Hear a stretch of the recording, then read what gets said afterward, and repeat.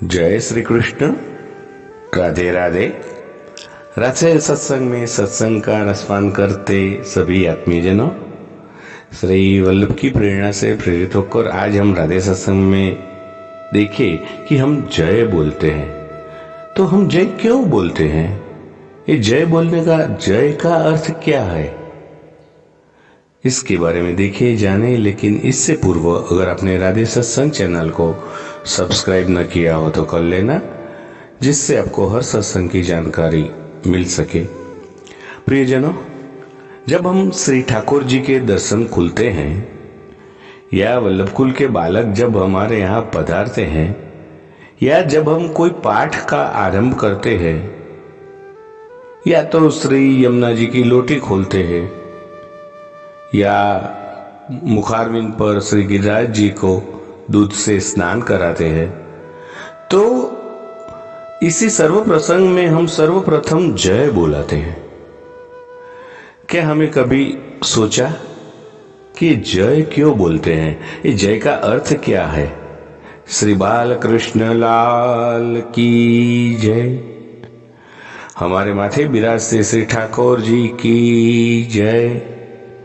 श्री वल्लभाधीश की जय। श्री गिरिराज धरण की जय।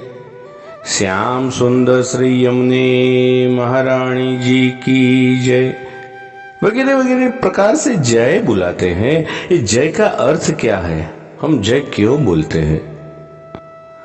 ये जय बोलते समय हमारे मन में क्या भाव होना चाहिए? तो पुष्टि मार्ग के दृष्टिकोण से हम देखें कि इन भावों का क्या मतलब है।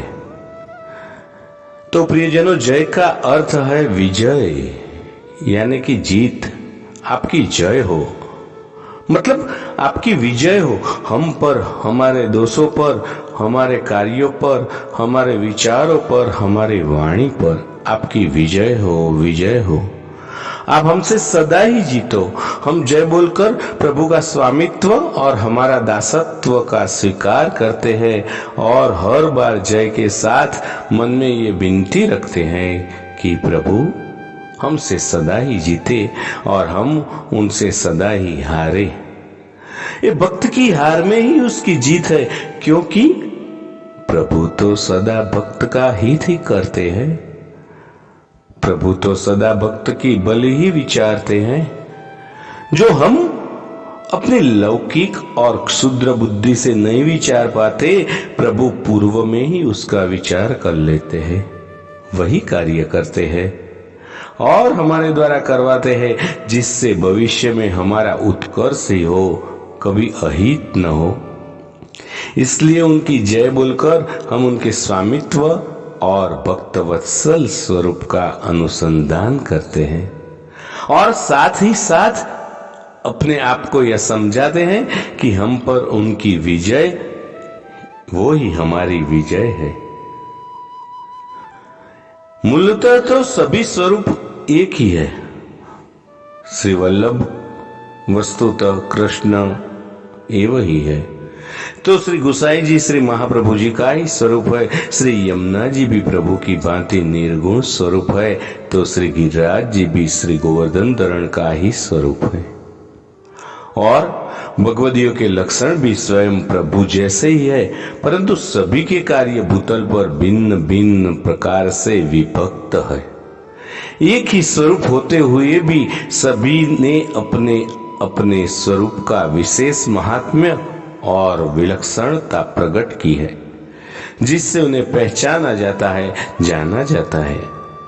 उनके स्वरूप की विलक्षणता के लिए और उनके विशेष कार्यों के लिए उनकी जय का भाव भी समझा जा सकता है।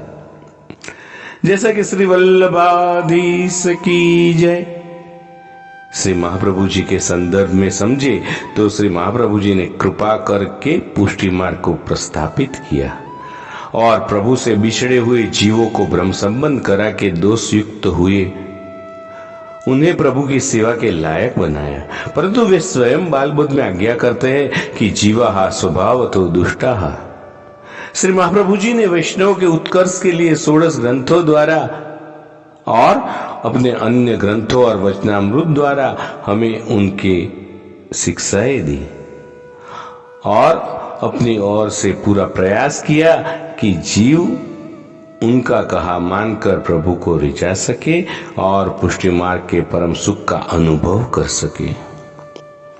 उनमें से कई बातें तो सहज रूप से मानी जा सकती है और आचरण में भी लाई जा सकती है। कई बातों का अनुकरण कर पाना आधुनिक जीवों के लिए दुष्कर या कभी कभी असंभव बन जाता है, परंतु स्वभाव से ही दुष्ट होने से जीव उनके किसी भी कथन का पूर्ण रूपेण अनुकरण नहीं करता, उनकी आज्ञाओं का उल्लंघन करता है, उनके सिद्धांतों के विरुद्ध कार्य करता है, उसके उत्कर्ष के लिए बताई गई बातों का पालन नहीं करता और प्रभु को परिश्रम ही देता है। तो जब हम श्री वल्लभाधीश की जय बुलाते हैं तो मन में ये विचार रखना चाहिए कि हम चाहे कितने भी दोष से भरे क्यों न हो, हमारे भाव कितने भी विपरीत क्यों न हो जाते हो, पर आपकी कृपा से हम मार्ग में बने रहे और हमारे समस्त दोषों पर विजय आपकी ही हो। आपके द्वारा बताए गए मार्ग के रहस्य को हम समझ सके, प्रभु के अति अद्भुत अति अलौकिक स्वरूप को जान सके, आपके द्वारा बताई गई सेवा पद्धति का अनुसरण कर सके, पुष्टि मार्ग के नियमों का श्रद्धापूर्वक पालन कर सके और आपकी कहानी से प्रभु हमारी सेवा स्वीकार करे। श्री वल्लभाधीश की जय ये बोलते समय हृदय में यह भाव होना चाहिए कि हम जितनी भी सेवा कर पा रहे हैं, जितना भी भगवान नाम ले पा रहे हैं, जितना भी प्रभु की टहल में इंद्रियों का विनियोग कर पा रहे हैं, वह सब श्री वल्लभ की कृपा से ही है। यहाँ तक कि वैष्णव भी हम उनकी कृपा से कहलाते हैं। यदि उनके द्वारा जीवों का भ्रम संबंध नहीं होता तो आज कैसे हम इस योग्यता बनते कि कभी भविष्य में प्रभु के स्वरूपानंद का अनुभव कर सके, जो योगियों को ब्रह्मादि देवों को भी दुर्लभ है। श्री वल्लभ की सदा ही जय हो। हमारी अयोग्यता पर आपकी कृपा की विजय हो, हमारे दोषों पर आपके सामर्थ्य की विजय हो, हमारी शिथिलता पर आपके द्वारा बताए गए ताप क्लेशानंद की विजय हो। श्री वल्लभाधीश की जय। इसके साथ ही आज के सत्संग को श्री वल्लभ के चरणों में समर्पित करें। जय श्री कृष्ण। राधे राधे।